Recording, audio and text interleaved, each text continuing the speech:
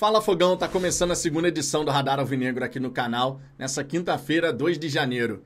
Me vejo obrigado a começar esse vídeo falando o seguinte: torcedores, calma, respira. E isso por quê?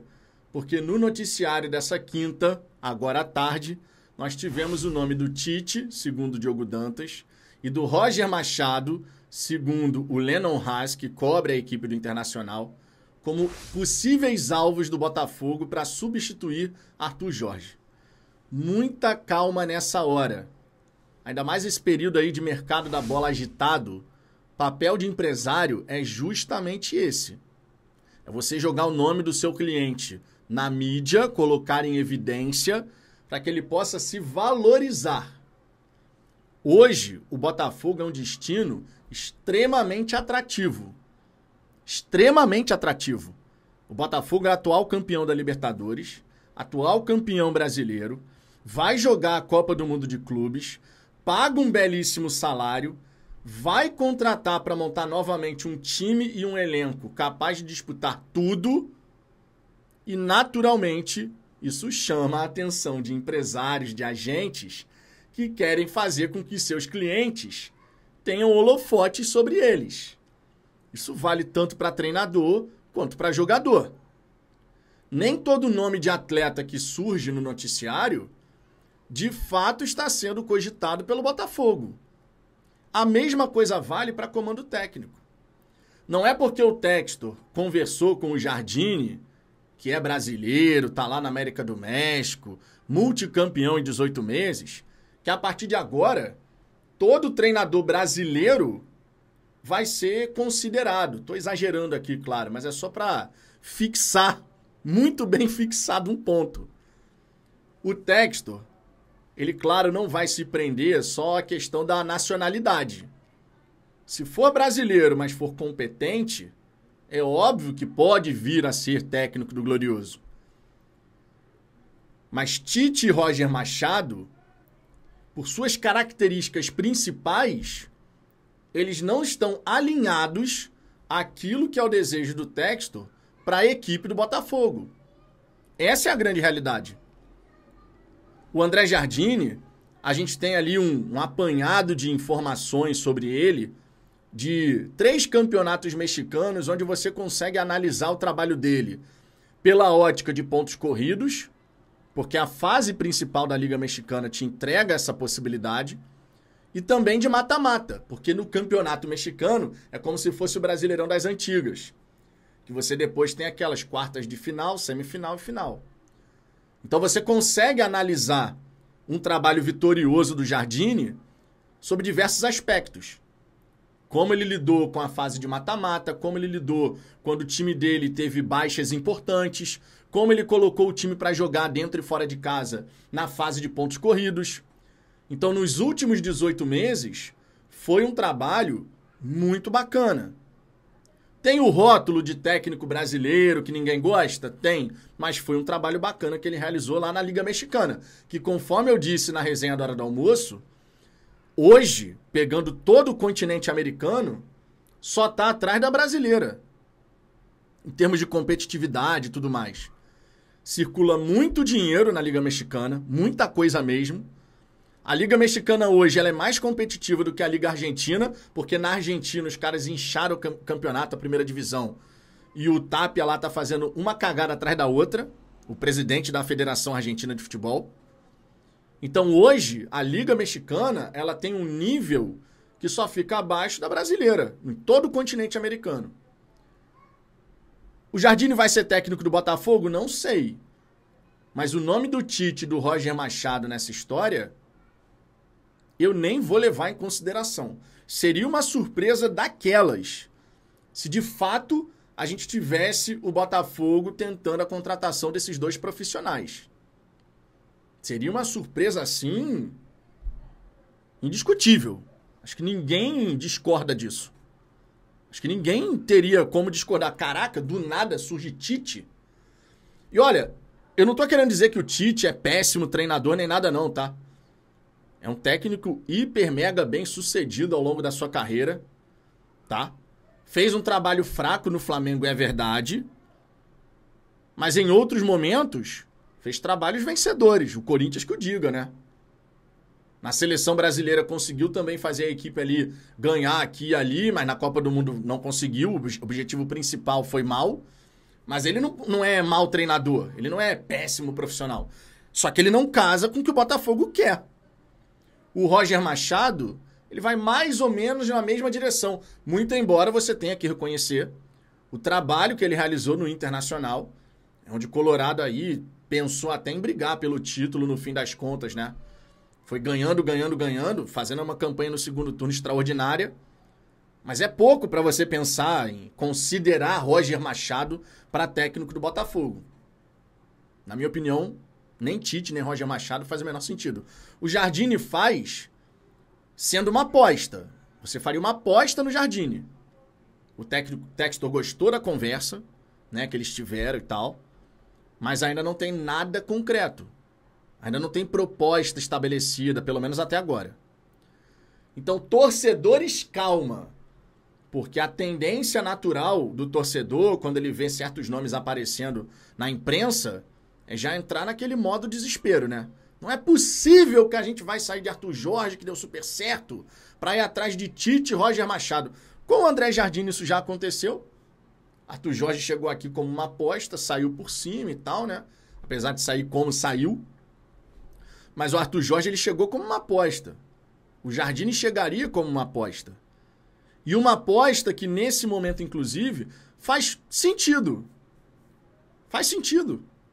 É um técnico que está em evidência, é um técnico que está crescendo, é um técnico que teve a oportunidade num grande time mexicano, que é o América do México, e está obtendo sucesso, está tendo êxito.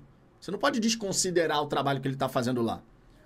Agora, Tite e Roger Machado, aí é outra parada. Então, assim, eu nem vou ficar me esquentando muito, e eu tô falando sobre isso aqui porque eu acredito que ninguém tem que ficar se esquentando com isso. Vamos acompanhar o desdobramento, claro, disso tudo, de toda essa história. Assim como vamos acompanhar o desdobramento do mercado da bola em relação a jogadores. Por exemplo, o Claudinho foi oferecido.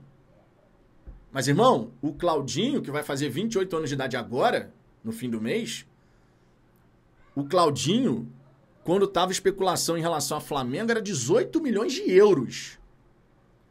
18 milhões de euros. E não faz parte do procedimento padrão da SAF pagar essa nota num atleta que não vai ter potencial de revenda. Ainda mais por essas cifras, né? O Zenit fez um jogo duro danado quando era o Flamengo. O Claudinho tentou ali, né, ser liberado e tal. Mas no fim das contas não rolou. E ainda renovou o contrato ganhando um aumento. Então assim, foi oferecido. O Claudinho tá querendo retornar ao Brasil? Bacana que ele tá querendo retornar ao Brasil.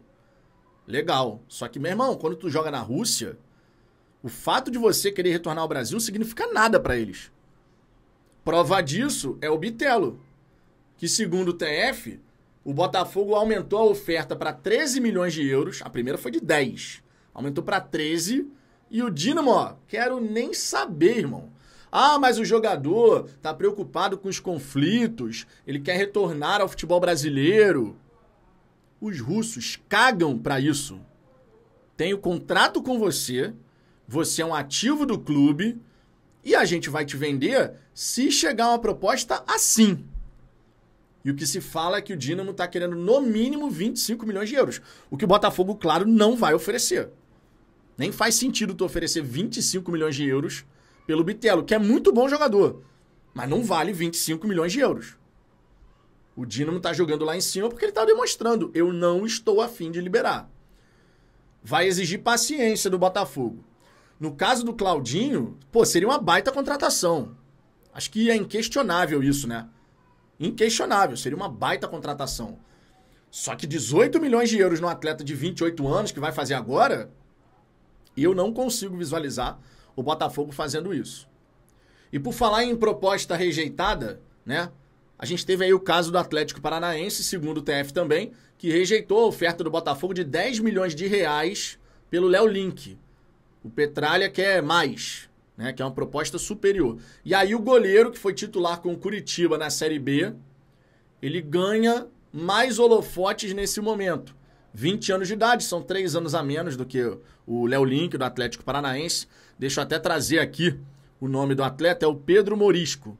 Foi titular do Coxa na Série B e por ter 20 anos de idade e tal, né, surge aí como uma possibilidade para você desenvolver esse atleta. Então seria um jovem goleiro que o Botafogo poderia trazer caso o negócio com o Atlético Paranaense não saia em relação ao Léo Link. Lembrando que o Léo Link, assim como o Bitelo, ele já aceitou o projeto do Botafogo, né?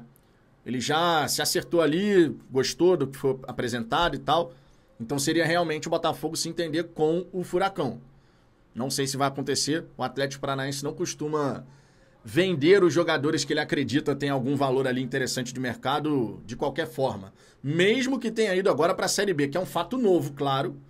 Né? É um fato novo, não dá para você negar. Mas como o Atlético Paranaense veio tendo superávit ao longo dos últimos anos, né? Veio fechando as temporadas no azul, eu não me surpreenderia se o Petralha simplesmente falasse, meu irmão, ou tu paga o que a gente quer no jogador ou você não vai levar. Não seria nada surpreendente em relação a isso. Vale destacar também, ainda sobre o mercado da bola, falando de jogadores, que o nome do zagueiro do Vélez, deixa eu até trazer o nome dele aqui direitinho, Botafogo fez uma proposta pelo Jair dos Santos, 10 milhões de euros e tudo mais. E aí o zagueiro Valentim Gomes, de 21 anos de idade, do Vélez, foi campeão argentino, que tá na mira do Cruzeiro também, é bom que se diga.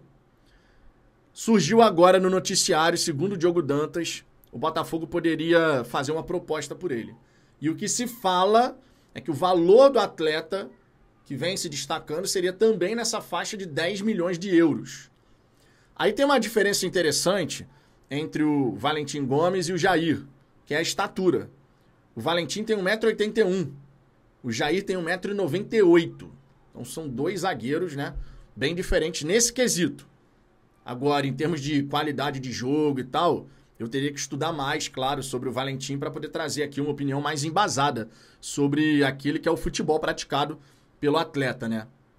Seria uma negociação onde a Eagle, né, o grupo, poderia chegar fazendo esse investimento, porque se trata de um jogador que poderia ter essa questão da revenda, até porque ele também é cobiçado pelo Bolonha e pela Udinese. Além dessa questão aí do Cruzeiro, né? Então o Botafogo tá atrás de jogadores para a zaga. Assim como a situação do Luan Cândido, né? Que tá em stand-by. O Danilo Barbosa, ele não decidiu ainda o seu futuro. E aí, como o Danilo ainda não decidiu o seu futuro, essa indefinição, segundo o próprio TF, deixa tudo ali parado, né? O Danilo vai ser envolvido no negócio do Jair, ou o Danilo vai pro Red Bull Bragantino e vem o Luan Cândido, num empréstimo com obrigação de compra. Como é que seria isso? O Danilo precisa decidir qual o caminho que ele vai seguir, né? O Danilo Barbosa.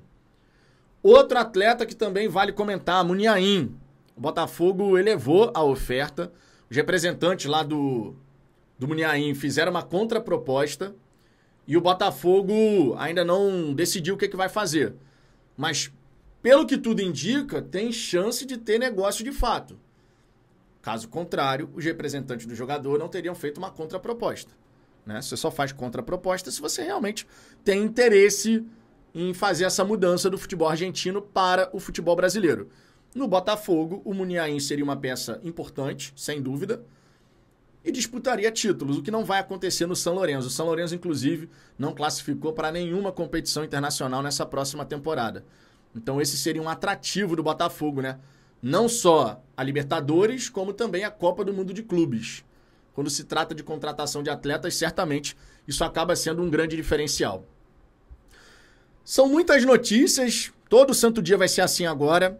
De manhã, uma série de informações, à tarde a mesma coisa, à noite a mesma coisa. O período está agitado e só vai esquentar cada vez mais. Amanhã, a janela de transferências oficialmente estará aberta.